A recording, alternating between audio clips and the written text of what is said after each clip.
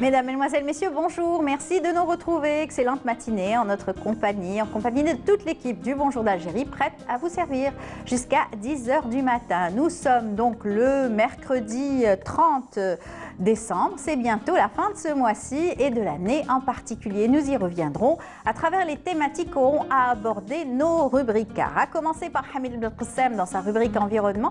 Aujourd'hui, il sera accompagné d'un invité pour parler de l'impact du Covid-19 sur notre environnement, sur notre santé. Surtout, en fait, la thématique qu'il aura retenue pour nous est très importante. Santé, vie et environnement, ce qui englobe le tout et qui va résumer en tout cas l'implication de tous les services. Nous aurons également Nassiba Jaïdir dans la rubrique Mosaïque et aujourd'hui elle fera un gros plan sur le travail de Jahida Ouadef, une artiste pas comme les autres, une artiste qui se bat au quotidien pour faire connaître l'art algérien à travers le territoire national, mais pas que, puisqu'elle a effectué plusieurs voyages à travers ses nombreuses expositions et surtout elle vient pour défendre son art. Vous allez découvrir tout à l'heure ce reportage magnifique aussi travail à travers des produits dérivés.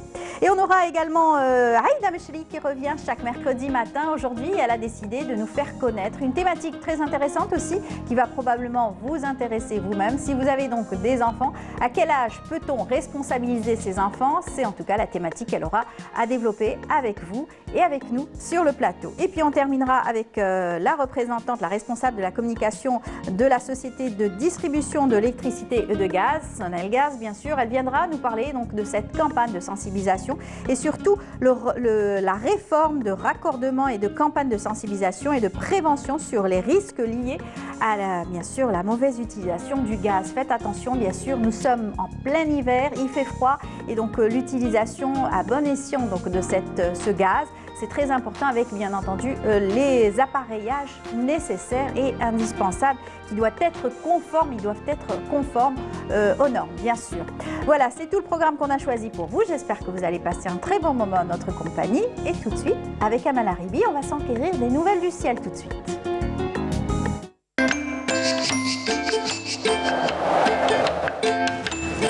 La météo vous est présentée par Mobilis. Mobilis, Aynama Kuntum. Alors, de retour sur le plateau, Amal Haribi est en super forme. Elle est là pour nous présenter la météo. Il fait frisquer ce matin, il fait froid depuis quelques temps déjà. Il pleut, on est content. Et surtout quand il pleut le soir, on est encore plus content. Il y a une belle averse aussi. Oui, de la grêle surtout. De la grêle. Ouais, et il neige un peu partout. On voit sur les réseaux sociaux le couvert. Donc l'Algérie est couverte de neige et c'est magnifique. Exactement. Avec des paysages féeriques. Exactement. Même sur les hauteurs d'Alger. C'est vrai que c'est difficile d'accès après, on aura du mal. Hein. Il y aura du monde un peu partout. Oui, des bouchons après. Voilà, mais bon. Ceux qui habitent juste à côté, ils ont de la chance. Exactement, ils en profitent. Voilà. Alors, vous allez nous dire, il va faire beau aujourd'hui ou chaud? Une petite accalmie quand même. Hein. D'accord. Merci Amel. Bonjour à tous et bon réveil. Et bien pour aujourd'hui, le ciel se montrera passagèrement nuageux sur l'ouest et le centre avec quelques pluies par endroits, mais le plus souvent nuageux sur les régions de l'est avec toujours de la pluie, parfois sous forme d'averses, mais une petite amélioration progressive durant la journée vers ces régions. À noter des vents assez forts près des côtes est pouvant atteindre les 50 km/h. Quelques flocons de neige probables durant cette matinée sur les hauteurs du centre et l'est dépassant les 1000 mètres d'altitude. La moitié sud, excepté quelques passages nuageux vers les oasis, le Sahara oriental. Ailleurs, le soleil sera bel et bien présent avec des soulèvements de sable, cette fois-ci vers le Nord Sahara et les oasis. Les températures durant cet après-midi avec l'arrivée de la neige, eh bien, elles seront toujours aussi fraîches vers l'intérieur. Le minimum 8 degrés du côté de Tiaret, Al-Bayad, Djelfa, 9 à Batna, 14 à Alger, 12 à Tizi Ouzou, 10 degrés Constantine, 15 à Annaba, au sud, 15 également du côté de Biskra, 16 Gardaya, 23 à Béchar, 22 à Tamanrasset et Janet, 23 à Drar Salah et enfin le maximum toujours à Borj Bedi Mokhtar et Ngezem avec 28 degrés.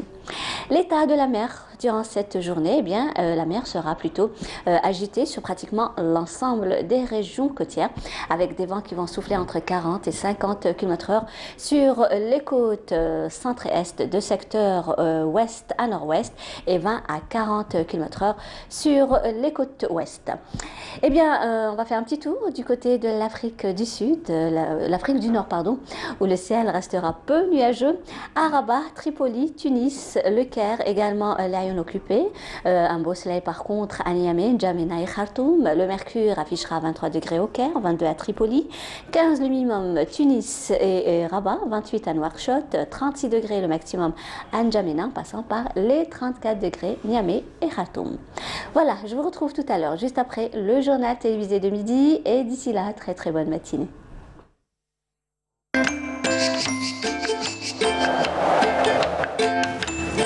La météo vous est présentée par Mobilis. Mobilis, أينما كنتم.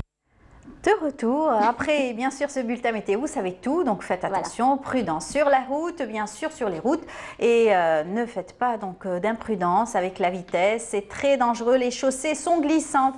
Prenez bien sûr vos parapluies, vos cache-nez, vos doudounes, et soyez bien prêts pour l'école si ce sont les enfants, et sinon bien entendu les adultes, ils auront à vaquer à leurs occupations au travail bien entendu. Amel, merci beaucoup. C'est moi. Vous allez nous offrir un beau voyage. Vous nous avez offert un beau voyage. C'est à mon tour de vous offrir un beau voyage par contre. On va faire un petit retour en arrière dans les années disco, les années 80. 80. Ah oui, j'adore. Avec une belle chanson. Vous oui. étiez où à cette période? Vous faisiez quoi? Collège, je pense que c'était au collège, oui. Kool and the Gang. Kool and the Gang, oui. Ouais, ça nous rappelle quelques bons souvenirs et ça va rafraîchir notre jeunesse.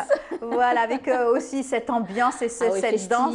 C'était une ambiance festive, franchement. Voilà, c'est un groupe qui a marqué son temps en tout cas. Les Kool and the Gang qui chantent Celebration. C'est sur le plateau du Bonjour d'Algérie. Et ben, ça nous a mis beaucoup d'ambiance, en tout cas sur notre plateau, pour accueillir notre première rubrique, la rubrique Mosaïque avec Nasiba Djaïdir. Bonjour Nasiba. Bonjour Amel, bonjour à vous tous. Ravie de vous retrouver tous les mercredis. Alhamdoulilah, avec beaucoup donc, de bonne humeur, de santé. Dans une belle ambiance. Dans une belle ambiance. Espérons que nous allons quitter l'année 2020 avec beaucoup de sérénité et accueillir la nouvelle année, Inch'Allah. Inch'Allah, Inch'Allah, que du bonheur.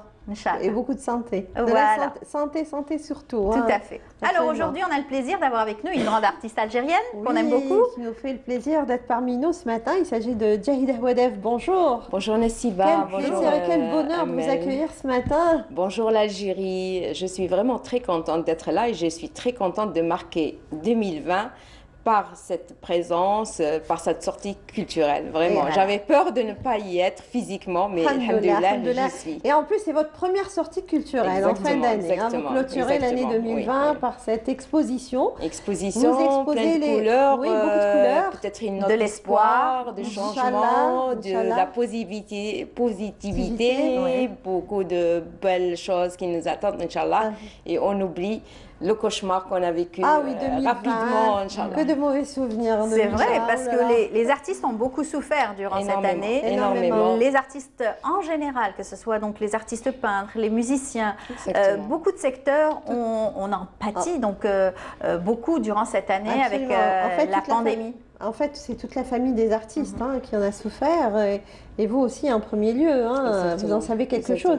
Donc c'est votre première sortie culturelle, vous êtes artiste plasticienne, vous n'êtes plus à présenter, une artiste aux références bien établies, un parcours riche, imposant, rythmé par de nombreuses expositions personnelles et collectives tant en Algérie qu'à l'étranger, une artiste très prolifique, et cette fois-ci vous êtes venue exposer les dérivés de votre art, les produits dérivés de votre art au niveau du centre commercial de Bab Zouar. Exactement. Merci pour toute cette historique qui passe à travers de longues années. Il fallait il fallait le rappeler, même si vous n'êtes plus à présenter, mais il fallait quand même faire un petit rappel biographique. Par rapport au temps que j'ai passé dans ce monde-là, des arts, plus de 40 ans, j'aurais aimé encore... Ce n'est pas rien. Ce n'est pas rien par rapport au temps, mais j'aurais aimé produire encore plus. J'aurais aimé avoir davantage de projets, d'opportunités, être stimulée davantage, parce que j'avais vraiment beaucoup d'énergie que je voulais faire sortir et je voulais encore développer encore plein d'idées, mais bon, de toute façon, les choses elles sont là et le passé il est là et les produits sont là et les images sont là et notre histoire elle est là et vraiment je suis très contente de tout ce que j'ai réalisé parce que très souvent quand je regarde mes peintures, je regarde mes écrits, mes interventions, mes photos. Je me dis, franchement, parce que souvent je me plains, je me dis, ah, finalement, j'ai rien pu faire. Et pourtant, elle en a fait des choses. Voilà. Et pourtant, à travers vos différentes expositions, expositions collectives, expositions individuelles, les différents voyages que vous avez effectués, vous avez partagé. Travail, voilà, la transmission, le travail avec les enfants, le travail avec les adultes, avec des causes aussi, pour par exemple le cancer du sein, vous y étiez aussi. Exactement, voilà. Donc je me dis, bon, il suffit juste d'aller un peu en arrière, se rappeler notre passé, accumuler les bonnes choses. Je pense que la satisfaction, elle est là. Et à travers cette satisfaction, il y a l'encouragement pour aller encore plus à l'avant. Voilà, et aller de l'avant, en plus, je le disais, vous êtes très, très prolifique. Alors, on revient à ces produits dérivés de l'art que vous avez exposés. Ce sont quelques éléments plastiques que l'on retrouve de vos œuvres d'art, que l'on retrouve dans vos produits. Exactement.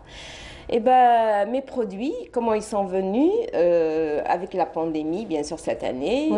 Pas d'exposition, pas de réalisation de grands projets d'exposition. Bon, je me suis dit, voilà. Et puis, au début de la pandémie, je n'ai pas arrêté de communiquer via les réseaux sociaux. Oui, vous avez été très active, justement. Je voulais sensibiliser, apaiser les choses, détourner le stress de la pandémie vers le beau.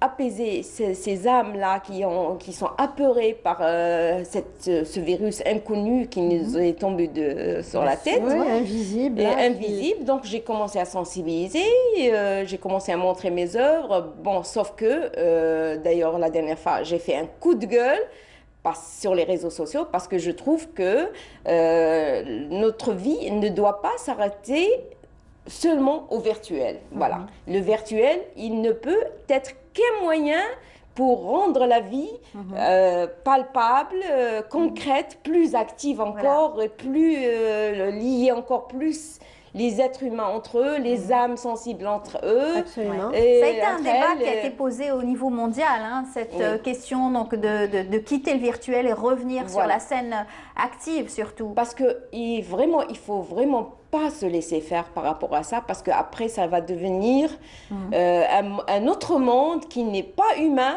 un monde d'extraterrestres qui ne vit qu'à travers un écran, et ça c'est vraiment, ça fait peur. Alors il faut apprendre à vraiment apprendre. C'est tout un débat. C'est tout un débat. Donc il faut apprendre justement à se détacher, à utiliser juste ce qu'il faut utiliser pour fonctionner, pour fonctionner et atteindre les autres. Parce que notre vie c'est les autres, pas seulement. En se protégeant, bien sûr. Voilà, en se protégeant, mais l'artiste a été quand même très touché par cette... Énormément, et vous en savez quelque chose. Voilà. Donc, revenons à nos dérivés de mon œuvre. Et donc, cette année, je me suis dit, il faut absolument que l'art soit accessible aux citoyens algériens, à l'Algérien.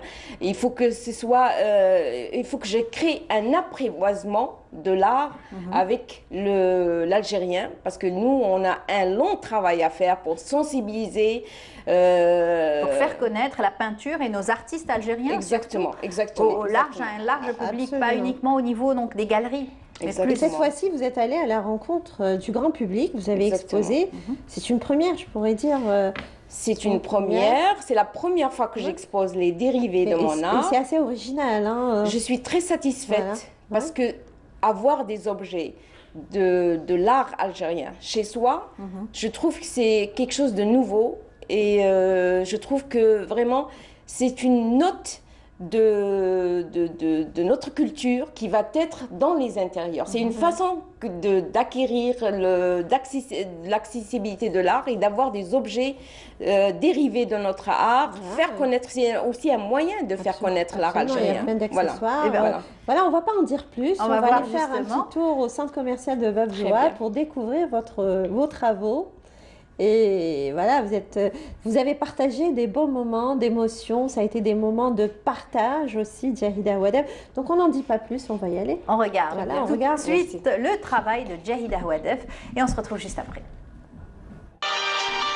En cette fin d'année, Djahida Ouadef va à la rencontre du grand public.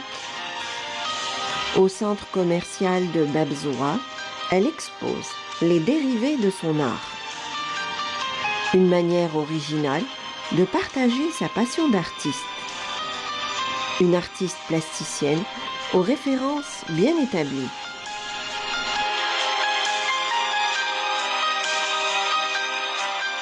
Ce n'est pas l'intégralité de l'œuvre, c'est juste un détail qui est repris de l'œuvre et qui est retravaillé d'une manière, dans une autre conception. Et cette conception, elle est justement mise sur les différents supports. Ces produits témoignent de son savoir-faire. Issus de ses œuvres d'art, des produits dans l'air du temps.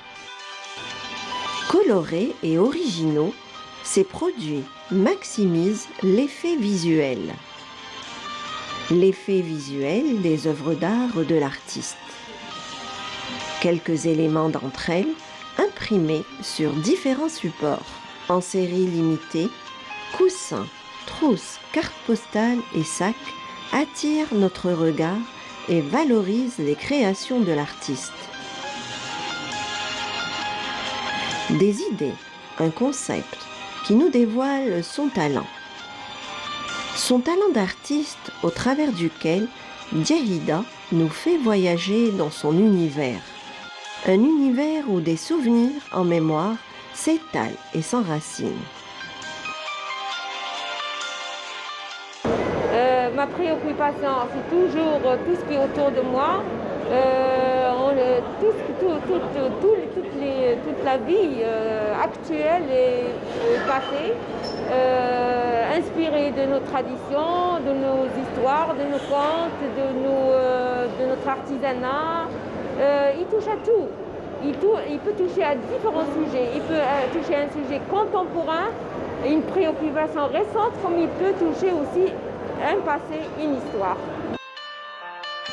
Une artiste très prolifique dont le parcours est rythmé par de nombreuses expositions, tant en Algérie qu'à l'étranger.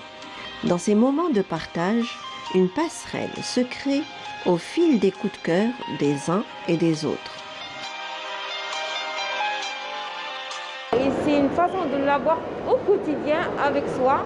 Et c'est une façon aussi d'inculquer la culture algérienne au quotidien.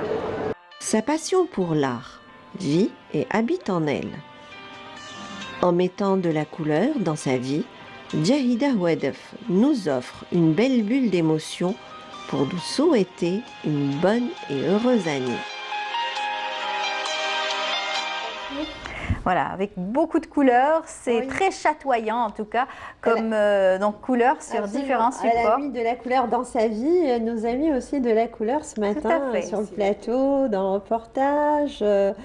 Voilà, beaucoup de couleurs. Donc on parlait tout à l'heure des éléments plastiques, on le retrouve. Ce n'est pas l'intégralité de vos œuvres, mais il y a des éléments plastiques de vos œuvres d'art que l'on retrouve dans vos produits dérivés. Exactement. Donc on a vu les coussins, on a vu il y a aussi des petites pochettes, il y a le livre de coloriage aussi, avec vos œuvres d'art.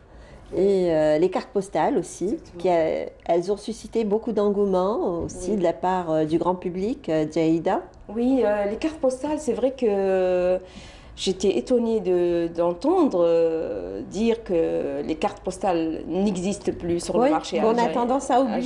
On a tendance à oublier, et des fois.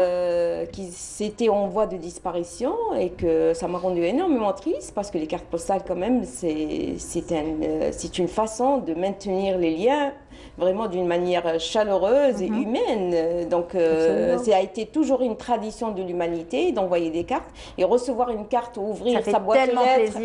Ouvrir sa boîte aux lettres et trouver une carte. Et puis on attendait des fois le facteur avec impatience à l'époque. Et maintenant, pour en revenir à ce que vous disiez tout à l'heure, le virtuel, des fois, c'est pas évident. Il y a du bon et il y a du mauvais. Mais pour les cartes postales et le livre de coloriage, vraiment, depuis longtemps, je voulais me concentrer sur ça, sur l'édition de jeunesse, sur l'édition de tout court. Mais comme vous le savez, l'édition en Algérie, elle a beaucoup souffert aussi. Le livre, les librairies, les maisons d'édition, elles ont beaucoup souffert pendant cette pandémie. C'est vrai qu'il faut maintenir le souffle, bien sûr. Il faut résister. Malgré ça ne se vend pas, malgré ça il n'y a pas d'intérêt, mais je pense qu'il y a toujours des jours meilleurs qui nous attendent. Absolument. Et je pense que pendant toute crise, il faut justement mijoter des choses. C'est ce que vous avez fait, vous avez été très réactive. C'est ce qu'a dit en coulisses notre ami Hamid Belkacem d'ailleurs. Vous avez fait travailler d'autres métiers. Exactement. Et des petites mains, des artisans, des artisans. Comme vous l'avez dit, Amel, oui. Ça, c'est une invitation parce que moi, je ne compte pas faire ça continuellement. Parce que ça a été conjoncturel. Voilà, exactement. Avec la pandémie, justement, moi, je donne sortie culturelle. Exactement. Et puis c'est assez original. Exactement. Ça, c'est juste une idée pour que les start-up, parce que nous, on veut des choses, réaliser de nouvelles choses. Et ça peut se développer une occasion, aussi. Ça peut se développer. Vous pouvez avoir d'autres partenaires pour ce genre de travaux. D'autres partenaires. Et moi, ce qui m'intéresserait, c'est qu'on me sollicite, qu'on me paye les droits d'auteur et qu'on utilise mon image sur différents supports, sur différents produits. On a vu les sacs aussi, les petits sacs. Oui, les tote bags qui étaient magnifiques. Ils ont eu beaucoup de succès, les tote bags. Et puis en plus, avoir vos œuvres et on reconnaît votre touche. Dès qu'on les voit de loin, même s'il y a quelques éléments plastiques, mais là, c'est la touche de Dialida. Oui, là, c'est comme vous disiez, Nessiba, l'œuvre n'est pas dans son intégralité dans les produits. C'est juste des fragments qui ont été retravaillés dans une image. Mais cela suffit pour reconnaître votre touche. Au fil des années, vous êtes forgé. Et surtout, en plus, il y a la signature sur le côté, on peut le voir. On peut la voir. Donc là, et puis quand un artiste, au fil des années, se forge un style, on reconnaît son style. Sans regarder la signature, ça c'est du Dialida Ouadef. Exactement. Absolument. Mais justement, avoir le style, avoir l'histoire, etc. Mais on a encore plus de travail à faire pour faire connaître encore, parce que c'est pas tout le monde qui connaît le travail de l'artiste, c'est pas tout le monde qui connaît le travail de l'artiste algérien, c'est pas tout le monde qui connaît tous les artistes algériens. Donc moi je pense qu'il y a encore du travail de fond. Il y a encore du travail en amont et en aval aussi. Exactement. Et c'est bien parce que ça, ce genre de produits, ils vont marquer des présences quotidiennes justement. Quotidiennes, ils vont être là tous les jours, ils vont accompagner les citoyens, l'Algérien tous les jours. Et donc c'est un rappel vraiment très positif parce qu'ils vont rester dans les mémoires. Exactement. Donc ça, c'est une façon de marquer les mémoires. Et quels ont été pardon de vous interrompre, excusez-moi, les échos comment ça s'est passé auprès du grand public Non, une grande satisfaction, franchement. Il y avait beaucoup de curiosité, je les ai vus lors d'un tournage, les gens venaient passer, poser beaucoup de questions, je vous ai vu. Exactement. Il y avait une grande curiosité pour eux. C'est un produit qui attire l'œil, qui est très coloré, qui est vraiment original et que d'ailleurs beaucoup de gens disaient le premier mot c'est beau. C'est beau, c'est coloré. Et moi c'est vraiment mon objectif d'atteindre et d'entendre ce mot, de dire c'est beau. Parce que le mot beau, c'est vraiment c'est vraiment quelque chose d'extraordinaire. C'est une satisfaction pour l'artiste. En tout cas, lors de notre tournage avec l'équipe qui m'accompagnait, j'ai vu que les gens ne s'arrêtaient, ils étaient là, ça attirait vraiment les regards. On ne pouvait pas passer sans s'arrêter en fait. C'est vrai même que si le produit... certains achetaient, d'autres non, certains en faisaient l'acquisition, d'autres non, mais ils venaient quand même poser des questions. Il y avait une curiosité, ça a suscité beaucoup de curiosité, ça a attiré les regards. Alors je voulais dire aussi autre chose, Nessiba, le produit, il est là, dans ce contexte, sur cette table-là. Il a un visuel, mais dans les intérieurs, il va avoir un autre visuel. D'ailleurs, je l'ai dit, ça maximise l'effet visuel. Je l'ai dit dans le reportage. Ça va maximiser cet effet visuel, en fait. Et puis, il y a aussi quelque chose qu'il faut vraiment marquer et le dire, c'est personnaliser les intérieurs algériens. Voilà, c'est une façon de personnaliser les intérieurs algériens et avoir des choses dérivées de là qui ne se ressemblent pas, qu'on ne trouve pas. C'est pas un produit à l'échelle nationale ni internationale. C'est une façon aussi de personnaliser. Il y a tellement donc de dessins donc de Jahida qu'il y en a pour tous les styles et c'est vrai qu'ils se ressemblent pas tous. En tout cas, bravo à vous. Merci on vous souhaite bon courage. Merci. Et puis j'espère que vous aurez bientôt une belle exposition à nous faire découvrir très prochainement dans les galeries. Inch'Allah. Un projet, oui, je souhaiterais faire plein de projets. Je souhaiterais toucher à d'autres médiums. Je souhaiterais aussi toucher à d'autres formes d'art. Oui, pourquoi pas. En tout cas, merci pour l'invitation. On vous souhaite. Je vous souhaite une très bonne année. Que l'an prochain, qui va venir dans 2 jours, soit meilleur que ce qu'on a vécu et qu'on avancera tous ensemble dans le meilleur et dans le beau. Voilà, je me joins à vous pour souhaiter aussi à tous nos amis téléspectateurs une bonne et heureuse année 2021, Inch'Allah. Très bien. Merci beaucoup, Nassiba. À l'année prochaine et à la semaine prochaine. Alors, voilà, on continue notre programme. Je vous invite tout de suite à suivre ce reportage signé Lamia Bedbouda qui nous fait donc découvrir une artiste et une artisane aussi, pas comme les autres, qui a décidé donc de se lancer dans la mosaïque. Regardez, on se retrouve juste après. C'est sur un air de la diva Feyrouz que nous a accueilli Sarah Hamout, une artiste mosaïste qui aime l'art, les couleurs et la création, comme en témoignent les murs de sa demeure. Autodidacte, elle réalisera à ses débuts quelques tableaux avant de trouver dans des tesselles en pâte de verre la révélation. Depuis que j'étais jeune, je créais des objets en plâtre. Je séchais les fleurs pour créer des bouquets de fleurs séchées. Je les pendais un peu partout dans la maison. Et j'ai commencé le dessin il y a 20 ans à peu près. Je commençais à dessiner, à prendre la peinture à la maison. J'étais à la maison à cette époque. Et là, ça fait 7 ans, quand j'ai déménagé, j'ai fait des travaux ici, chez moi. J'ai commencé à faire la mosaïque. En fait, je voulais faire un miroir. En fait, je voulais faire une frise. Je n'ai pas fait la frise. J'ai créé un miroir. Depuis ce miroir-là, j'arrive au bijou. La mosaïque est un art ancestral datant de plus de 4000 ans. Mais pour Sarah, c'est un art vivant qui se porte. Et quoi de plus merveilleux que de se parer d'un bout de mosaïque?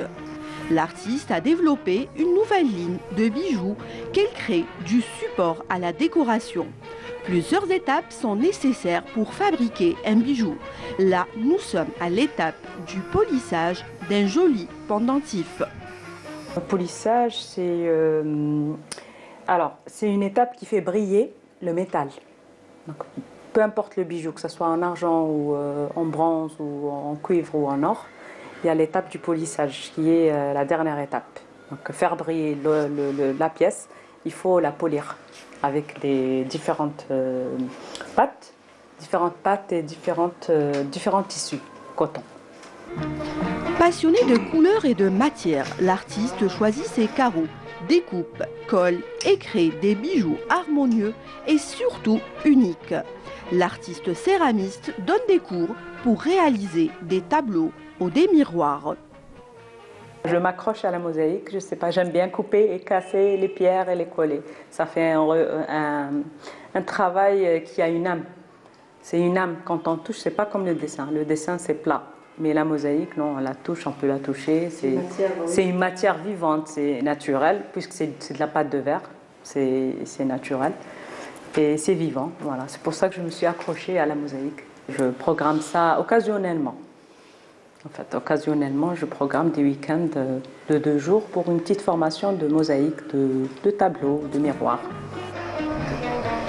Sarah Hamout nous émerveille et nous ouvre la porte de la bijouterie en mosaïque et la garantie d'un savoir-faire rare et original. Chapeau bas l'artiste. Voilà, et quand c'est dans la récupération, ça fait toujours plaisir à notre ami Hamid Belkacem qui dit il faut partager bien sûr son savoir-faire du moment quand c'est dans la protection de notre environnement. Nous allons beaucoup en parler ce matin avec lui. Bonjour Hamid. Bonjour Amal, bonjour à tous. Comment ça va? Très bien. Super forme. Ouais, pour la fin de l'année. C'est bon, oui, ouais. super forme. Ouais. J'espère qu'il y a un prêt là, parce qu'il pleut, il y a de la neige. Donc, on va avoir de la ressource et la ressource va permettre de créer de la richesse et d'autres ressources. Voilà. Et vous n'êtes pas seul aujourd'hui, vous êtes venu avec un invité. Oui. On va le présenter.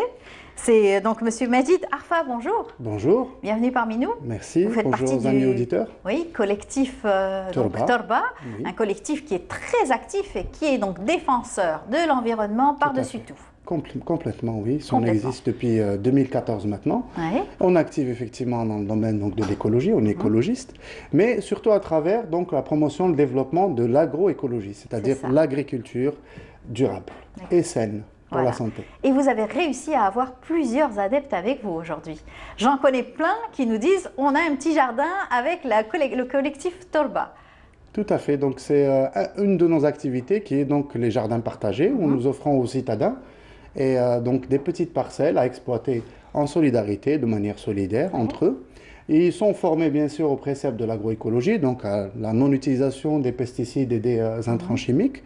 Et ça fait aussi un espace de convivialité, d'accueil, de partage. On retrouve un peu les sociétés d'il y a 50-60 ans. Exactement. Et quel plaisir d'avoir à récolter son propre fruit de son propre jardin. Alors, Hamid, aujourd'hui, on va s'arrêter sur une thématique qui fait quand même un peu mal.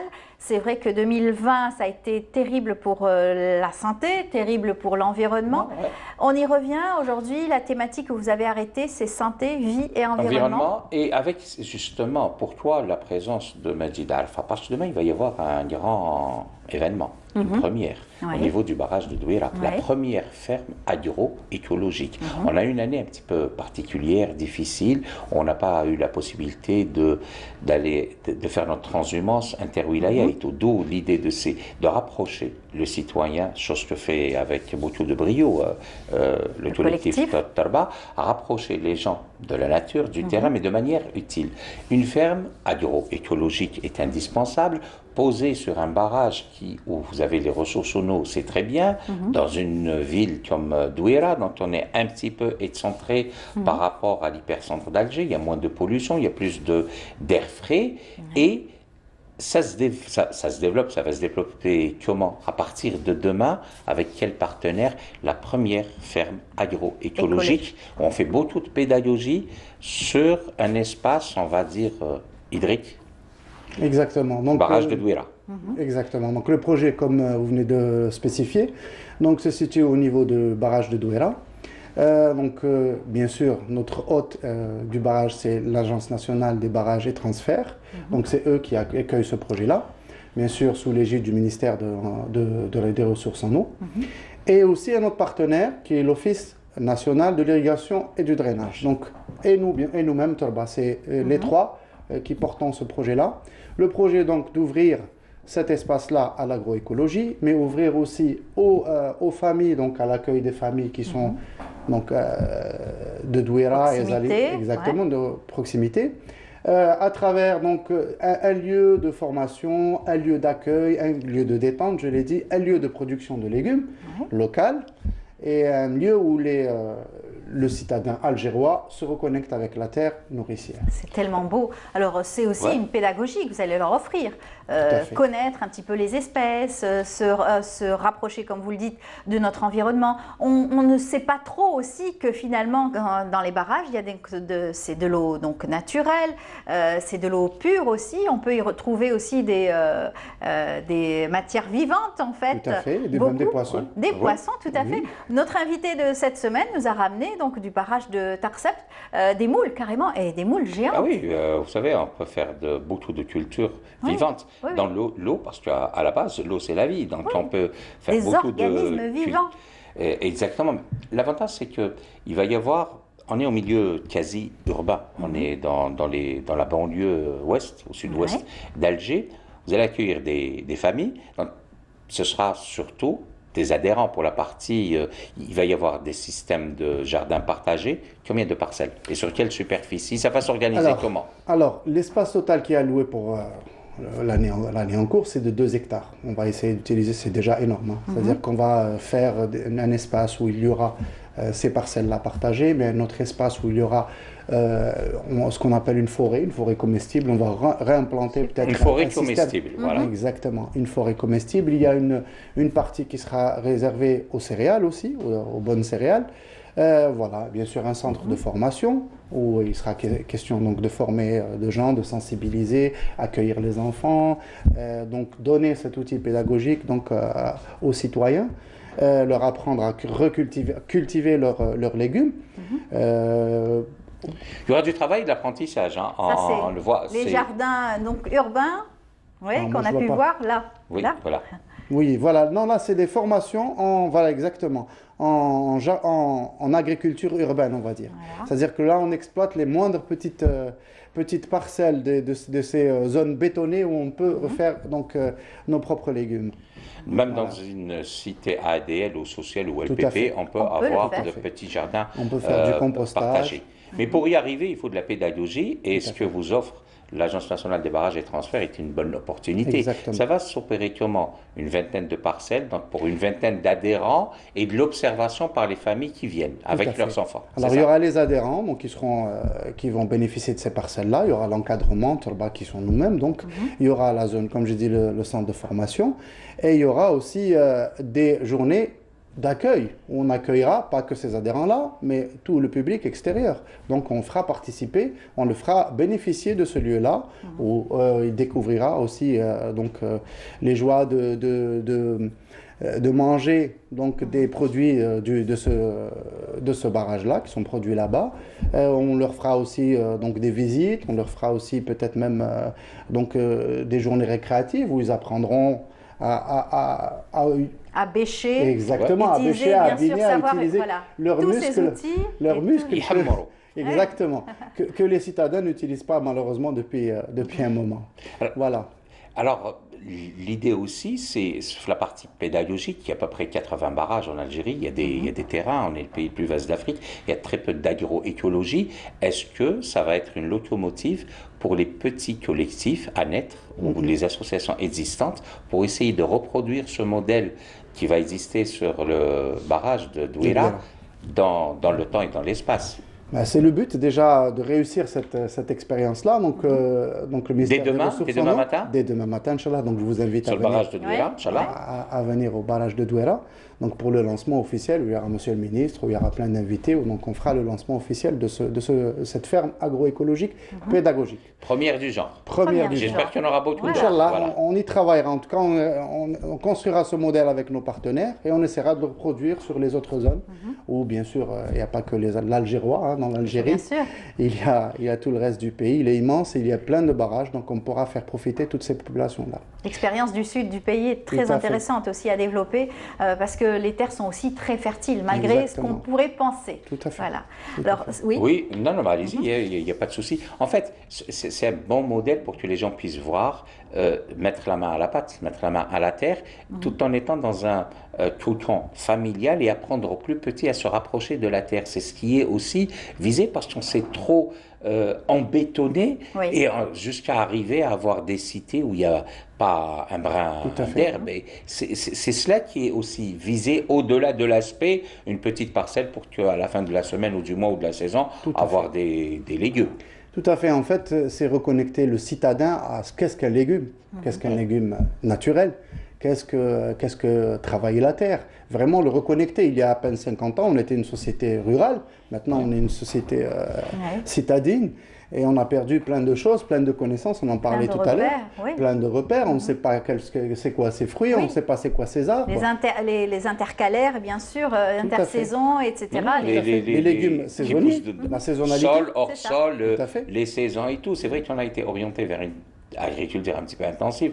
On n'avait pas la tomate durant les 4 saisons, maintenant avec les serres et tout. Mais je pense qu'il faut revenir à l'état naturel des choses, à faire de la pédagogie, à expliquer aux plus jeunes ce qui est bon, ce qui n'est pas bon, parce qu'avec toutes ces maladies, l'émergence, les changements climatiques et tout, l'avenir c'est un petit tableau noir. Voilà. Et donc la meilleure des préventions, c'est inculquer, faire beaucoup de pédagogie pour que demain les gens soient armés. Et s'ils sont sont bien nourris de manière naturelle et bio, ça va renforcer le système immunitaire et leur permettre de continuer. Avec toutes ces maladies qui émergent, malheureusement, les cancers qu'on voit, c'est vrai que c'est sûrement dû à notre mauvaise alimentation, les amendements, tout ce qu'on met dans la terre, les produits chimiques qu'on met sur les légumes qui sont peut-être encore... Il y a des traces qu'on retrouve, mais peut-être que ça a un impact direct sur notre santé, probablement. Peut-être un autre aspect, 2 minutes, si nous reste un petit peu de temps. Il y a une partie compost dans toutes les activités de Torba. Est-ce que dans un premier ou dans un deuxième temps, vous allez inviter les gens à venir non seulement cultiver, mais ramener les épluchures de fruits et légumes pour alimenter de manière bio ces jardins partagés? Merci de m'avoir rappelé ça. Donc il y a tout un aspect recyclage qui sera pensé dans ce projet-là. Donc il y a un aspect de rationalisation aussi. On utilise très peu de ressources, en général, mais même celle de l'eau. Même si vous êtes à côté de... Tout à fait, même s'il y a l'opulence d'eau, mais de toute façon, il faut savoir rationaliser et même éduquer le citadin à la bonne utilisation de l'eau. Donc il y a un aspect où aussi incubation aussi de jeunes porteurs de projets ou de futures startups dans l'écologie et dans l'agriculture aussi. On pense faire ça, donc accueillir ces gens-là, les accompagner pendant tout un temps à ces métiers, ces futurs métiers d'entrepreneurs verts. Avec plaisir, avec plaisir. Oui. Et puis Hamid, il y en a qui ont bien réussi dans ce domaine-là, le recyclage, c'est du côté de Rardaya aussi. Ah oui, c'est qui est... Vous savez, ils ont inculqué ça aux enfants. Ils ont inculqué ça aux enfants. On voudrait voir sur Sartafilette se développer dans le temps et dans l'espace parce que c'est une fierté nationale, pouvoir décrocher la COP 22, c'était au Maroc, décrocher une distinction internationale est quelque chose de valorisant. Mais les politiques doivent valoriser ce prix en l'exportant en dehors de Rardaya à travers les 48 wilayas. On peut faire la même chose avec des matériaux locaux, avec des initiatives telles que Torba. Mais je pense qu'ils ont gagné encore plus. C'est avec, bien sûr, cette confiance et cet échange avec les enfants, parce que chaque enfant va être ambassadeur de Tafilette. Sensible. Et aujourd'hui, avec peut-être en ramenant peut-être des épluchures, etc., ils auront en échange des œufs, ils auront en échange. Donc, ils ont toujours. Ça se fait à Tafilette. Franchement, c'est quelque chose de magnifique. Exactement. L'idée est un peu la même, ce qu'on envisage de faire à Douéra, c'est-à-dire pas de transactions commerciales, mais rétablir ce système de troc. Justement, où en fait, c'est donner de la valeur. Exactement. Un service contre service ou produit contre produit. Voilà. Ce qui est bien dans le projet, c'est que c'est une locomotive, c'est la première, il y en aura d'autres. Pourquoi? Parce que les grands concepts de l'écologie, de l'environnement, c'est réfléchir globalement et agir localement. Aujourd'hui, l'association, le collectif Torba agit localement à Douéra, mais avec une réflexion nationale. Et l'autre aspect, c'est le sens du partage. Vous venez, vous ramenez vos déchets, vous aurez quelque chose. Et la meilleure des choses à donner, c'est le savoir. C'est le savoir, et le savoir durable, parce qu'il va se transmettre aux plus jeunes. Et c'est investi. Mais bien sûr, le meilleur investissement que l'on puisse faire en direction de notre environnement, de notre planète, c'est investir dans ceux qui arrivent, chez les plus jeunes. Tout à fait. Au niveau mondial, l'ambassadeur de cette belle idée, c'est Pierre Rabhi qui a réussi, lui qui est originaire de Knessa, algérien, donc qui a formidablement réussi à générer beaucoup d'initiatives dans ce sens-là et qui, heureusement, aujourd'hui sensibilise un peu plus le monde entier. Exact, oui, c'est ça l'objectif. Et c'est ça l'environnement, c'est le sens du partage. Changer le monde. Voilà, changer le monde, c'est un objectif. Ensemble. Changer le monde pour ne pas avoir à le quitter, c'est de le vivre ensemble. Merci beaucoup pour votre surtout belle initiative. On y reviendra sûrement et probablement avec bien entendu des images et voir lors des premières pousses. Lors des premières Quand ça va germer, on va aller voir. Déjà demain, vous pouvez venir assister. On viendra, Inch'Allah. Voilà. Merci beaucoup. Je rappelle, Madid Arfa, vous faites partie du collectif Torba. Et Hamid Belkacem, on n'a plus à le présenter. Il sera là déjà dès mercredi prochain, l'année prochaine déjà. Ouais, l'année prochaine. Avec plaisir. Voilà. Une bonne année. Bonne année à tous. Bonne année, meilleure. Bonne année. Inch'Allah. Inch'Allah. Restez avec nous. On va suivre donc tout de suite un reportage signé Mariam Moussaïd qui s'est intéressé au Conservatoire national des formations à l'environnement. Très intéressant. Donc regardez ce travail qui se fait donc depuis longue haleine. Regardez.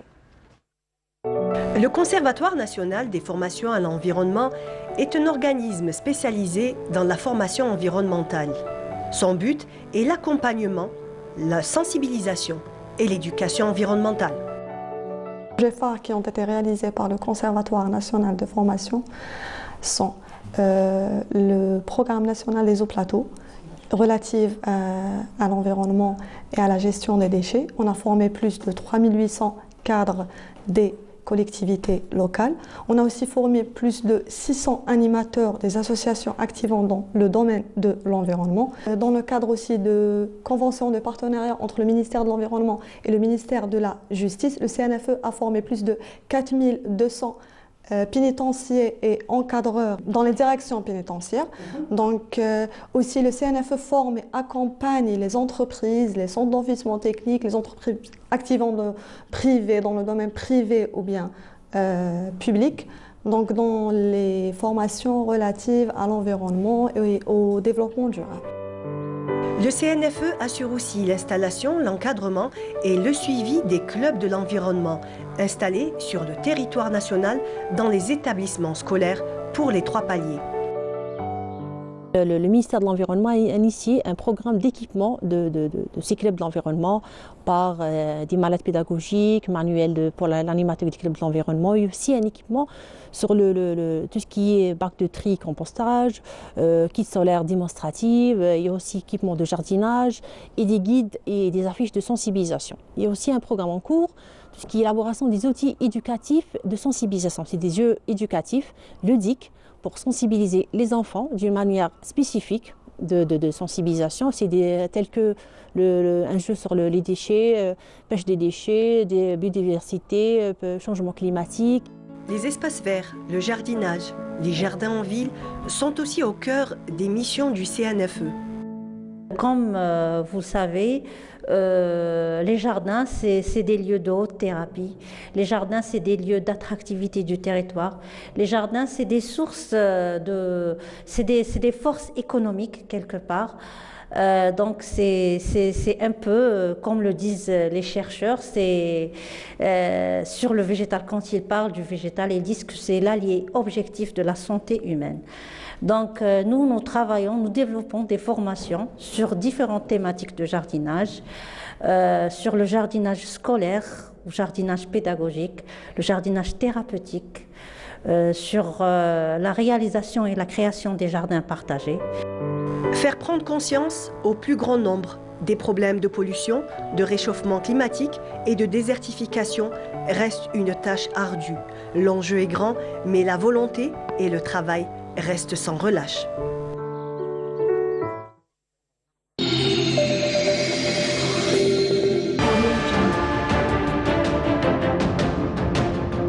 Enfin, une peinture algérienne aux normes internationales.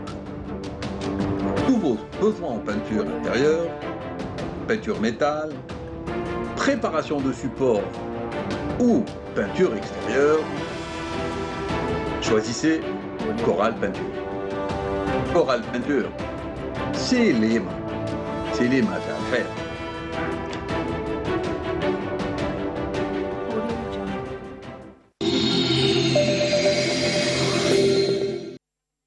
Notre sponsor officiel du Bonjour d'Algérie qui nous accompagne tout au long de l'émission. Eh bien, on a le plaisir de l'accueillir comme chaque mercredi matin, mais cette fois-ci avec en 3e position. D'habitude, elle est la première à passer avec nous. C'est Aïda Mechri qui revient avec une thématique aussi très intéressante. Bonjour Aïda. Bonjour Amel. Comment ça va? Très bien. Vous avez suivi toutes les thématiques, oui, l'environnement. très intéressant. Ça intéresse aussi la psychologie? Absolument, oui. Ça palpe de vie, c'est beaucoup c'est manuel, c'est beaucoup on va déstresser en faisant du jardinage. C'est l'apprentissage. Tout à fait. Donc ça, c'est la richesse de vraiment découvrir, de partager, et puis voilà. Et surtout, c'est générationnel. Donc ça parle énormément. Ce sont donc nos ancêtres qui ont commencé à travailler la terre et ça s'est transmis. Et puis aujourd'hui, on a des fermiers, on a des enfants de fermiers et on a des apprentis fermiers aujourd'hui. Oui, un très bon partage. Tout à fait. Alors aujourd'hui, la thématique que vous avez retenue pour nous ce matin, qui va intéresser pas mal de personnes, en particulier notre caméra woman Manel, qui est avec nous. C'est une thématique qui va donc nous dire à quel moment doit-on responsabiliser les enfants La question, elle est magique pour la simple raison, écoutez, avec chaque rentrée scolaire, les parents se transforment en machines, les activités, les tâches, surtout si il y a une richesse de fratrie dans la maison. Donc voilà comment on peut se balancer la patate chaude, qui va faire, comment, je n'ai pas la force. Et souvent ça clash autour des conflits. Aujourd'hui, on s'arrête autour d'une question très fine, mais aussi vitale. Importante. Très importante. À quel point, comment, est-ce qu'on peut ou on ne peut pas, parce qu'il y a des familles aujourd'hui où ils continuent à protéger encore leurs enfants, ils sont toujours petits, ils ne savent pas faire, ils ne vont pas réussir leurs tâches. C'est comme si c'était un partage de quelque chose ou un travail d'équipe dans lequel voilà, chacun doit prendre à son tour la tâche de réaliser beaucoup de choses, les tâches ménagères, on va dire, tout ce qui est C'est d'abord aux parents d'inculquer ça aux enfants, parce qu'aujourd'hui on voit de nombreuses crèches, écoles qui ont importé ce concept-là. C'est un concept où on doit donc responsabiliser l'enfant à porter soi-même sa chaussure, à mettre son manteau lui-même, etc. Lui apprendre ces gestes du quotidien. Moi je dirais, on a toujours pensé que c'était plutôt dans l'autonomie. Comment on peut permettre à nos enfants, à mon fils, d'être plus autonome. Il va mettre ses chaussures, il va mettre sa veste. À ce stade et à ce seuil, c'est un apprentissage dans lequel on est dans quelque chose qui pourra accompagner tout le processus de développement de nos enfants. C'est difficile de lui apprendre à serrer ses chaussures. Ils peuvent être maladroits un petit peu. À brosser ses dents, à ramasser un tout petit peu ses jouets. On a beaucoup parlé de ces tâches, mais notre souci qui était dans l'éducation, qui était de lui permettre d'être autonome et de pouvoir voler avec ses propres ailes. Je crois que ça ne suffit pas, parce que pour la simple raison, responsabiliser l'enfant, c'est revenir à lui offrir un statut. C'est beaucoup plus profond. Et je crois que c'est la vraie valeur pour vraiment tester l'autonomie de la personne. C'est comment il pourra vraiment assumer ses tâches, mais aussi avoir la liberté de choisir et de décider dans des moments particuliers. Et je crois que c'est ça le vrai statut qu'on cherche tous. Ce n'est pas de lui apprendre à réaliser quelque chose ou à faire quelque chose, parce que vous savez, les enfants, ils nous surprennent, ils arrivent à nous surprendre. Vous savez, s'ils aiment les sorties, voilà, on va les retrouver les premiers dans les voitures à chercher leurs objets, tout ça. Dans le quotidien de la vie, voilà, il est fatigué, il ne peut pas faire, il ne sait pas faire, il n'a pas envie de faire, et beaucoup de choses de cet ordre. Responsabiliser, c'est vraiment un grand apprentissage. Et je crois que souvent on passe à côté de ces formules magiques dans l'éducation de nos enfants. Parce que lui apprendre à réaliser quelque chose, c'est de lui demander de faire quelque chose, laver la vaisselle, par exemple, garder. Est-ce qu'on peut donc demander à un enfant de laver la vaisselle, et à quel âge ça commence? Quelle belle question, c'est quelque chose. Il va casser la vaisselle, on aura peur pour lui aussi, il se blesse. On demande à l'enfant ce qu'il a la hauteur et sa compétence de pouvoir réaliser. Il y a un enfant qui a la compétence et l'énergie de laver la vaisselle correctement et d'aider à mettre la table débarrassée, à ramasser un peu les objets et tout ça. Il y en a d'autres qui n'ont pas la capacité, ce savoir, mais aussi la compétence de le faire. Ils le font tellement mal d'une manière qui va... Il y en a qui sont un peu gauches. Voilà. Dans une fratrie, il y en a toujours un qui est un petit peu plus maladroit que l'autre. Je crois que si on demande à l'enfant de réaliser quelque chose, il y a un seuil dans lequel il faut qu'on suive un peu sa capacité de réaliser. Sinon, on va le forcer à vivre des épreuves, des expériences qui sont plutôt douloureuses que moments de plaisir et de partage et d'apprentissage.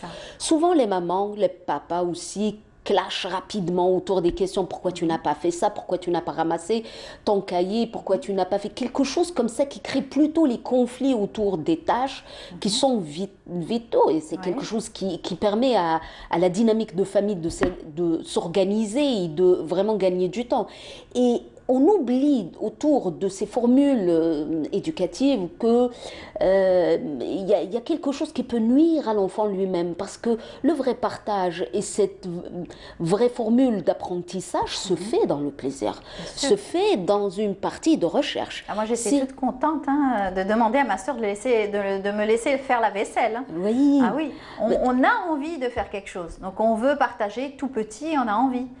Mais surtout si on est petit, on n'a pas l'autorisation de faire. Voilà, je crois que c'est commencer par faire cuisiner, peut-être faire des gâteaux, toucher à la pâte, quelque chose comme ça qui peut vraiment nourrir l'enfant pour qu'il puisse réaliser.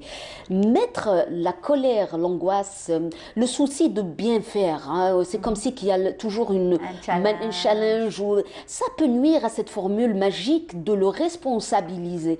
C'est pas grave s'il jette de la farine, s'il bousille un tout petit peu la vaisselle, s'il n'a pas tout réussi, mais le plus important, c'est de lui permettre d'assumer ses actes et puis de corriger et de réparer. Et c'est là, je crois, que la patience de l'adulte doit s'installer. C'est là la vraie formule de cette magie de responsabiliser nos enfants. Parce que vous savez, si on le responsabilise, pas parce que voilà, on veut vraiment faire vite, gagner du temps, de l'énergie, tout ça, mais probablement qu'on est en train de lui offrir la vraie clé de la vie, c'est de pouvoir vraiment s'autonomiser. Le plaisir de faire la chose, partager avec sa maman, son papa. Vivre la famille, vivre le groupe, découvrir, faire à son tour, apprendre à se prendre en charge, mais aussi, voilà, dans l'apprentissage. Si on le faisait vraiment mal au début, ben avec l'âge, on va apprendre vraiment à réaliser beaucoup de choses. Mais si l'adulte, il le fait tellement mal, il est dans la souffrance, l'angoisse, c'est quelque chose qu'il n'a pas. Il y a beaucoup de mamans, elles claquent comme ça les assiettes et elle n'est pas... Ça, c'est plutôt corvée que moment une tâche de partage de la famille. C'est un plaisir de faire la vaisselle après. Quelque chose qui nous habite. Vous savez, il y a des choses, des rituels qui nous habitent. On conduit la voiture tous les jours, on achète on fait le marché. C'est un rituel dans lequel, si on le détecte comme quelque chose de négatif, ça sera plutôt difficile. Une corvée, ça sera une corvée. Voilà, c'est difficile de l'inculquer à nos enfants et de leur permettre de faire ça parce que c'est souvent vécu comme tu me balances les tâches les plus dures à faire et comme quelque chose, je ne suis pas l'esclave, voilà. Mais tout ça, je pense que les parents peuvent le déceler en voyant leurs enfants jouer déjà. Si on voit que l'enfant est déjà ordonné, il est habile avec ses mains, il arrive à peut-être construire quelque chose de manière rapide, proprement, etc. On sait qu'il est quand même capable de faire autre chose. Moi, je crois que c'est là où je retire l'exemple de notre caméra woman. C'est là où elle parlait des petits enfants qu'on donne à nos enfants. Demander à l'enfant de faire, c'est justement de ne pas faire à sa place. C'est lui permettre de vivre les choses doucement à son rythme, mais aussi de lui permettre ne pas de se tromper. Il peut se tromper, il peut faire des erreurs, mais ne pas se faire du mal. Et si on s'arrête juste et on se limite juste à cette barre, vous allez remarquer que les enfants, des fois, quand ils veulent, ils vont nous surprendre parce qu'ils peuvent faire rapidement, avec, surtout s'ils organisent une fête, quelque chose comme ça dans la soirée. Ils veulent participer. Ils sauront mettre les assiettes, ils sauront décorer la salle, ils sauront fêter les anniversaires, ils auront la force de vivre vraiment ces moments. Et je crois que l'idée, elle est justement de ce principe, pour la simple raison. Si on fait l'économie de cette partie dans laquelle on se trompe, on affronte l'adulte dans l'apprentissage, on affronte la parole qui corrige, la responsabilité de pouvoir prendre. On peut, oui, avoir des petits adultes, des enfants qui sont plutôt adultes, qui savent vraiment faire. Sans oublier que ça reste encore des enfants, il faut absolument surveiller, il faut encore une fois superviser. C'est pour ça que probablement dans l'âge adulte, on a toujours des enfants qui refusent d'assumer les responsabilités.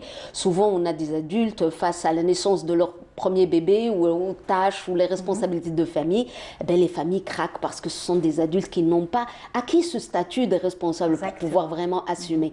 Mais aussi, voilà, si je fais l'effort d'apprendre ça à mon enfant, ça se fait dans la confiance. Je suis sûre qu'il saura faire, tu pourras le faire, tu t'es trompé, on va refaire, pas comme ça, pas avec cette serviette, on essuie avec l'autre, on est là à gagner, à faire. Absolument. Et je crois que l'autonomiser ces choses, mais la vraie valeur, c'est de pouvoir le responsabiliser pour qu'il puisse assumer ses actes et puis dépenser son argent. C'est ça. Garder ses frères et sœurs, rester seul à la maison, cuisiner à la maison. Mais par exemple, partager un moment par exemple, de convivialité, faire un peu de jardinage avec son papa ou sa maman, c'est agréable et en même temps, l'enfant va être ravi de pouvoir faire ça. Hein. Il va bien sûr s'embourber et être rempli de terre, mais bon, c'est pas grave, c'est pour la bonne cause. Faire de la cuisine avec sa maman ou son papa aussi, ranger, faire du bricolage aussi à la maison, c'est aussi une manière d'accompagner donc le parent et aussi de responsabiliser cet enfant. Absolument. Et c'est là où il faut appuyer sur la récompense. Oui. La récompense. Voilà. Il faut vraiment, on appuie sur le positif. Et canaliser quelque part l'enfant. Absolument. Oui. Vous savez, il y a des enfants qui sont beaucoup plus durs. Vous m'invitez à parler de l'adolescent rebelle. Hein, vous savez, on a beau à faire les choses comme ça, mettre de l'ordre. Jamais. Quand il s'agit d'adolescents, peut-être qu'il va nous inventer le moment précieux là où il pourra faire sa chambre, ou faire la vaisselle, où il peut peut-être mettre ses affaires, beaucoup de choses. Mais je dirais que dans ces formules, justement, c'est là où il faut respecter la liberté de l'autre dans le choix, la manière, la façon dans laquelle il va nous inventer, nous approprier son vrai style. Et qui est vraiment, c'est ça la responsabilité. Et bien justement, à quel moment, si vous avez un adolescent à la maison, 13-14 ans, est-ce qu'on peut justement lui confier son frère ou sa sœur pour garder et rester seul à la maison? Moi, je dirais 12 ans. Comme ça. Carrément. Dans la théorie, mais regarde, des enfants beaucoup plus jeunes, ils peuvent jouer avec leurs enfants pour la simple raison. Pourquoi on le fait un peu plus tôt, hein? 12 ans, il est déjà dans l'échange, qu'il peut appeler par téléphone, qu'il peut vraiment équilibrer dans un contexte très particulier, pas très long, ça peut pas nuire à sa scolarité, à son jeu, ses activités. Il y a beaucoup de choses. Ouvrir la porte à personne. Absolument. On lui délègue un tout petit peu cette formule. Pour la simple raison, ça hiérarchise un tout petit peu les rôles entre fratries. Ça permet aux petits de comprendre que c'est l'aîné qui a... C'est lui le grand frère. C'est le grand frère. Ça diminue un peu plus, ça diminue de conflits, de tensions, de pression. Vous savez, les petits, ils sont des petits bombettes très intelligents. Ils comprennent rapidement comment le circuit familial s'intéresse. Ils sont plus rapides parce qu'on donne l'éducation, les vraies barres, limites, tout ça à l'aîné, c'est la première expérience, et puis voilà, on lâche prise de plus en plus, et on comprend avec cette méthode de lâcher prise qu'il est plus intelligent, plus rapide, qu'il sait faire, qu'il se débrouille un peu, voilà, il sait accrocher l'amour des gens qui l'entourent. Le responsabiliser, permettre à l'aîné de pouvoir prendre ce rôle, c'est d'équilibrer un tout petit peu, de diminuer un tout petit peu les tensions, les conflits, mais aussi poser ses règles lui aussi, à sa façon. Oui, mais lui reconnaître aussi cette place, lui donner aussi cette place qui n'est pas des moindres, mais aussi ça reste à l'adulte de lui faire confiance, mais aussi de comprendre à quel point on peut vraiment lui laisser la responsabilité d'un petit. Pas une grande responsabilité de changer les coudes, les biberons, tout ça, il y a beaucoup de choses. Ça c'est un peu plus compliqué. Je crois que c'est beaucoup plus compliqué, faire très attention, mais ce qui glisse dans ces formules, regarde Amel, tu m'invites à parler de quelque chose de très... On terminera avec ça. Absolument.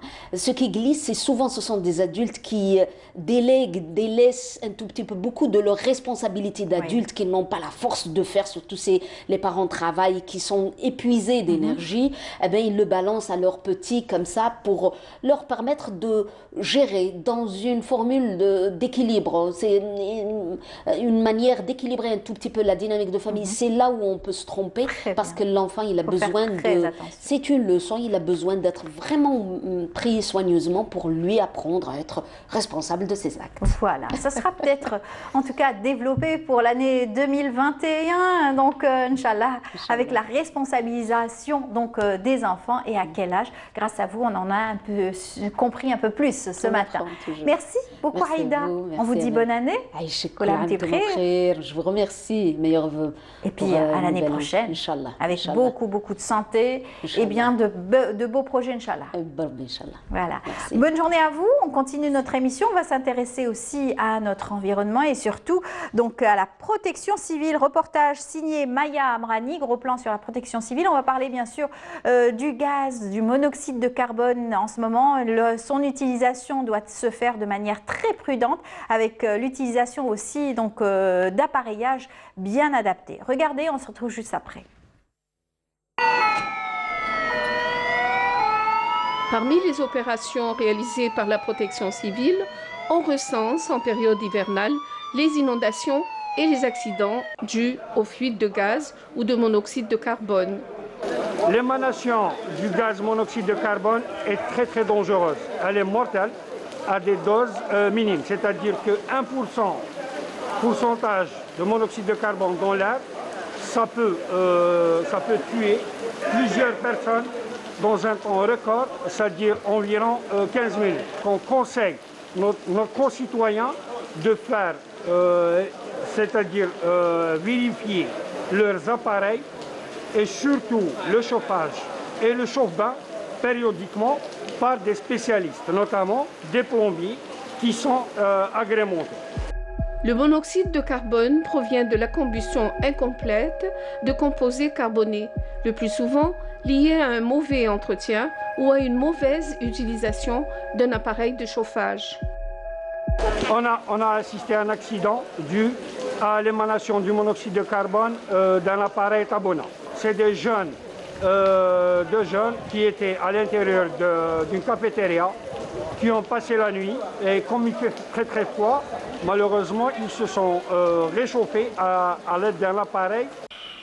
Toujours prêts à intervenir de nuit comme de jour, médecins et membres de la protection civile en alerte 24 heures sur 24 interviennent dès le moindre appel en urgence. Quand il fait froid, les citoyens utilisent beaucoup les appareils de chauffage, surtout le chauffage de la maison. Le chauffage, quand il est mal entretenu, c'est-à-dire qu'il y a des vitres cassées ou bien un défaut dans les becs d'alimentation ou bien même dans les colonnes d'évacuation des gaz brûlés, notamment les cheminées, ça peut provoquer l'évacuation de monoxyde de carbone qui est très dangereux. Cette année, à partir de janvier 2020 jusqu'en novembre 2018, on a enregistré malheureusement le décès de 168 personnes sur le territoire national et la majorité c'est des familles et on a pu sauver heureusement plus que 665 personnes. Les victimes du monoxyde de carbone sont aussitôt pris en charge par la protection civile, mis sous oxygène et transportés vers l'hôpital le plus proche pour les placer en réanimation et soins intensifs. La protection civile, pendant la journée, a un temps d'intervalle, un temps d'intervention pendant la journée qui est de 1 minute. Et on met approximativement 2-3 minutes le kilomètre. Si c'est la nuit, on a 2 minutes, bien sûr, pour intervenir. C'est-à-dire la nuit, c'est-à-dire le jour, des fois on rencontre des problèmes sur le trajet. Sur le trajet, en allant vers l'embouteillage et quelques conducteurs qui ne cèdent pas la ligne d'urgence aux moyens de la protection civile. Pour détecter les fuites de gaz ou de monoxyde de carbone, l'association des plombiers, en étroite collaboration avec la protection civile, est toujours prête sur les lieux de l'incident. فيما يخص الطابونه لازم تكون في مكان مفتوح ما تكونش في مكان مغلوق حتى ما يصروش حاله تاع الاختناق. ايضا المدفأات اللي تجي قاروره الغاز موراها ثانيا نشوفوها ايضا ما لازمش تكون لازم كي نشعلوها ندفوا بها ونعاودوا نغلقوها. وايضا فيما يخص التهويه لازم تكون في منافذ الباب لازم يكون من الفوق ومن التحت ايضا في المطبخ ولازم تكون منافذ تاع تهويه كبيره ما تكون صغيره ولازم نراقبوها. L'objectif principal de la protection civile et son but est de porter secours et assistance à la population. Sa devise principale est « sauver des vies au péril de la sienne ». Voilà, on rend hommage au corps donc, de la protection civile qui sont là toujours à veiller sur la sûreté et la sécurité de la population. Nous allons parler donc de ces gestes à faire au quotidien, bien sûr, pour éviter tout cela, ces morts qui, bien sûr, à l'approche de l'hiver, sont assez nombreux malheureusement. On enregistre souvent donc des pertes en vie humaine. Alors pour ce faire, nous allons recevoir sur notre plateau, Fatma Zohra Merzougui. Bonjour. Bonjour Amel. Bienvenue parmi nous. Merci. Alors vous êtes la responsable de la communication de la SADEC, la société donc, de distribution d'électricité et de gaz, Sonelgaz. Avec nous, comme chaque fois, vous faites des campagnes de sensibilisation autour d'une thématique ou d'une autre. Aujourd'hui, vous êtes sur la sensibilisation au monoxyde de carbone.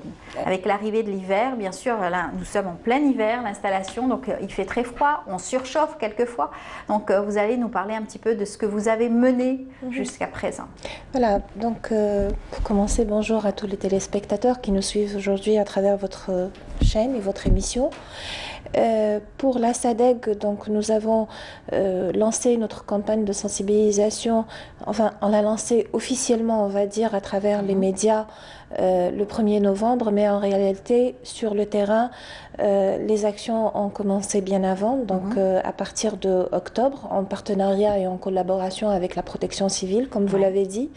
Nous avons accompagné bien sûr la rentrée scolaire avec le retour des enfants aux écoles pour organiser justement ces séances de sensibilisation par lesquelles nous ciblons l'enfant en priorité parce qu'il a cette capacité de remarquer tous les détails et de faire parvenir ce message, ces différents messages de sensibilisation. D'ailleurs, on remercie en passant les directions de l'éducation au niveau de toutes les wilayas qui ont facilité notre accès aux écoles malgré les conditions de la pandémie, mais nous avons bien sûr pris nos précautions par rapport à ça. Nous avons un peu adapté nos supports de communication à la situation actuelle. Et comme je vous le disais, donc cette campagne a été lancée officiellement le 1er novembre sous la tutelle du PDG de la SADEC. Et le choix en fait de cette date, ça a coïncidé avec la remise des clés pour les différents logements. Voilà, donc les nouveaux propriétaires de logements qui pour une bonne partie, peut-être notamment pour ceux qui ont bénéficié de logements, par exemple de logements sociaux, peut-être qui viennent de certains milieux défavorisés, qui ne sont pas habitués à l'utilisation du gaz naturel. Donc on a profité de cette conjoncture ou bien de cette occasion justement pour organiser des opérations de porte-à-porte et de distribution de flyers à ces nouveaux utilisateurs, on va dire, du gaz naturel. Bien sûr, puisque ça en va donc de la vie humaine, il faut beaucoup sensibiliser pour une bonne utilisation, une utilisation correcte. Si on devait acheter donc, des appareillages, il faut qu'ils soient conformes aux normes, bien sûr, internationales, bien entendu. Bien sûr. Donc, juste peut-être quelques chiffres comme ça pour l'année 2020, et malgré les conditions que j'ai notées par rapport à la pandémie du Covid liée au Covid-19, donc la société a quand même réussi à accorder un peu plus de 282 000 nouveaux clients au gaz naturel. C'est un peu des niveaux de réalisation qui se rapprochent des années précédentes. C'est grâce à la mobilisation de nos agents qui ont été renforcés aussi par les entreprises préqualifiées qui travaillent avec nous pour raccorder le plus grand nombre de foyers dans le cadre des différentes formules à cette énergie.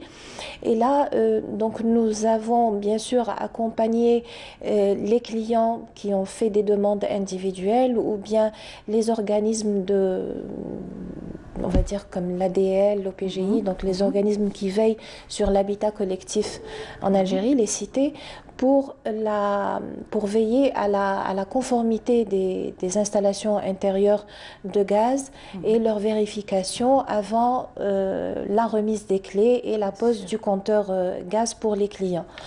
Donc dans ce contexte, bien sûr, ça c'est par rapport aux nouveaux clients, par rapport aux clients que nous avons déjà au niveau de la SADEC, au niveau national, qui dépasse les 6 300 000 clients en gaz. Donc nous avons insisté sur deux deux points, on va dire, deux messages principaux dans notre campagne de sensibilisation. C'est le premier point, ou bien la première nécessité, c'est de s'assurer de vérifier, de vérifier et d'entretenir les installations intérieures gaz et tous les appareillages qu'on utilise dans cette installation, que ce soit pour le chauffage ou bien pour la cuisson, le chauffe-bain, voilà. Et la deuxième des choses, de s'assurer aussi de la bonne aération de leur domicile. Exactement. Et là, il faut insister que l'aération constitue quelque part le salut du client. Le salut du citoyen dans sa maison. Si vous avez une bonne aération, si vous assurez l'aération de votre maison au moins 10 minutes par jour, que vous ouvrez grand vos fenêtres 10 minutes au moins par jour, que vous assurez que les bouches d'aération, qu'elles soient supérieures ou inférieures, fonctionnent normalement, qu'elles ne sont pas obstruées. Voilà. Vous assurez une présence. Construction, beaucoup de ménages ont fait des transformations dans leurs habitations et ont obstrué ces bouches d'aération qui sont donc indispensables pour la survie en fait, quelque part. C'est l'un des principaux facteurs des accidents que nous enregistrons. En 2019, nous avons enregistré 171 accidents liés au gaz, dont 114 accidents qui sont liés à l'inhalation du monoxyde de carbone. Et ça, c'est fatal. Quand on n'arrive pas à temps, oui, c'est fatal. Qui ont induit le décès de 99 personnes. Donc, et puis, ce qu'il y a de tragique, on va dire, avec le gaz, bien le monoxyde du carbone, c'est que vous avez toute une famille qui est décimée en une nuit. Donc, un collègue de la protection civile l'a très bien exprimé. Donc, c'est un carnet de famille qu'on va carrément mettre de côté.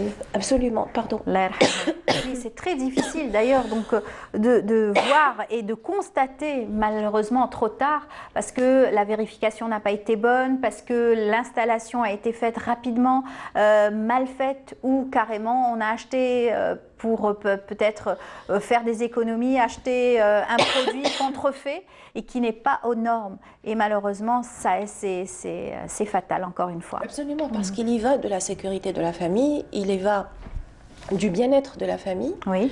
Et... oui, on va voir, vous nous avez ramené justement un spot pour voir cette campagne, comment est-ce qu'elle est menée. On va la suivre ensemble et on se retrouve juste après.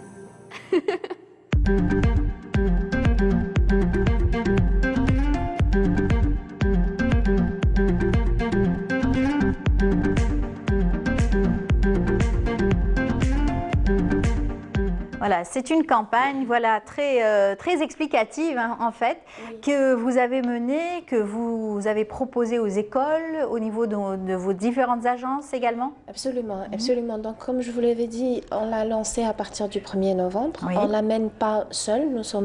Donc il y a un travail de coordination et de collaboration avec les différents intervenants qui sont concernés par cette thématique. Je citerai la protection civile, le ministère de la Santé, les associations aussi de protection de consommateurs qui nous accompagnent pratiquement dans toutes les sorties que nous menons. Tout à fait. Voilà. Il y en a plusieurs. Il y en a plusieurs, donc je ne citerai pas une particulièrement, donc ça dépend un peu des wilayas. Il y a des associations plus actives dans une wilaya qu'une autre, mais en tout cas, nous avons toujours des associations de protection du consommateur qui nous accompagnent en fait dans ces opérations que vous menez sur le terrain. Absolument. Avec la société civile, bien sûr. Voilà, exactement. Et puis nous avons aussi ce grand partenaire en fait dans cette campagne qui n'est autre que les radios locales. Enfin, on fait beaucoup de travail à travers les radios locales.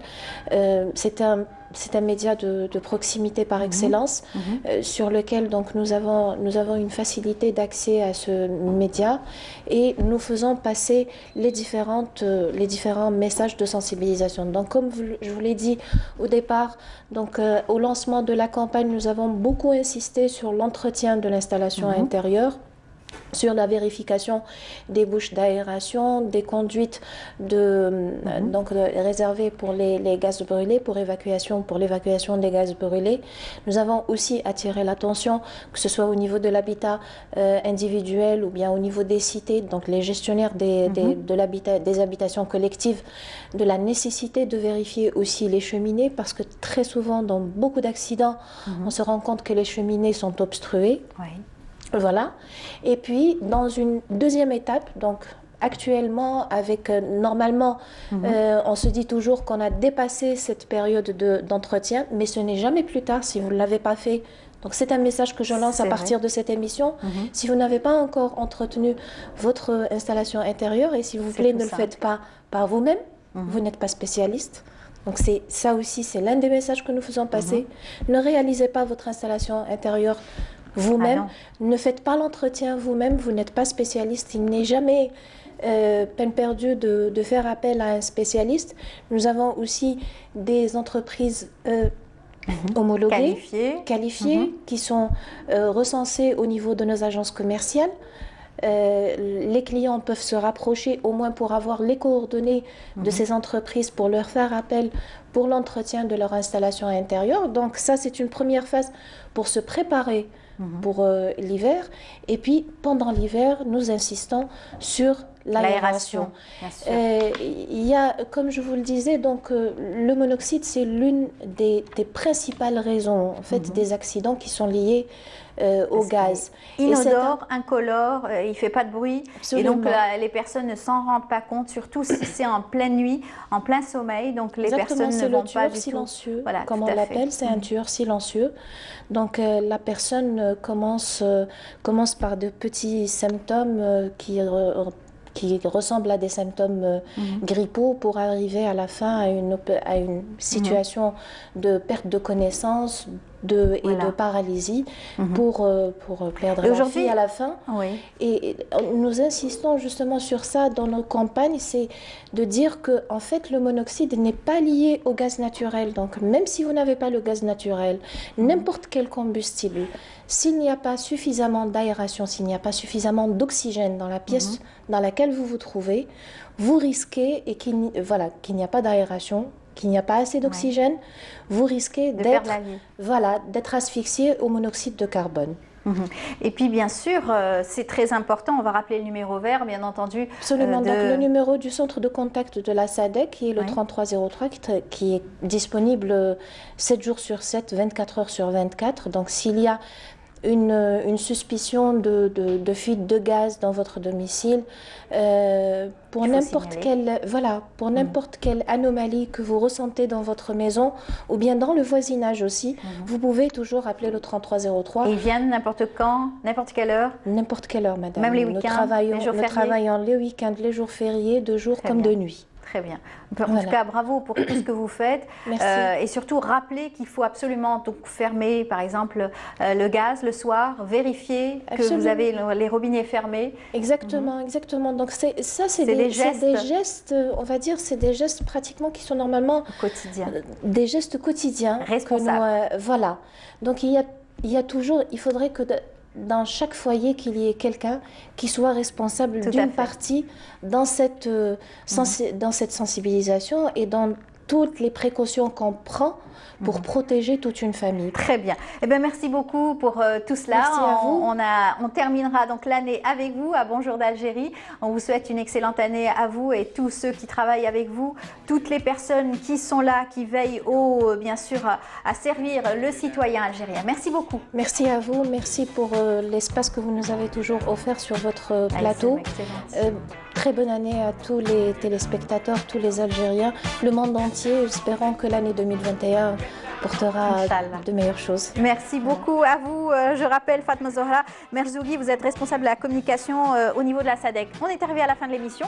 Merci à vous tous de nous avoir suivis. J'espère que vous avez apprécié l'émission d'aujourd'hui. On vous souhaite une excellente fin d'année 2020 et en tout cas une bonne année 2021. Donc pour l'année prochaine, on se retrouvera dès vendredi, bien sûr, avec toute l'équipe du Bonjour d'Algérie. Mais demain, vous retrouverez bien entendu Iman Mahrougras, bien sûr en direct d'Oran, qui vous fera passer la dernière journée de 2020, Inch'Allah, avec beaucoup donc de bonheur. Et on vous dit merci de nous avoir suivis tout au long de l'année 2020 pour notre part. Bien sûr, merci à toute l'équipe du Bonjour d'Algérie. Et puis on se retrouvera dès demain. Au revoir et bonne journée.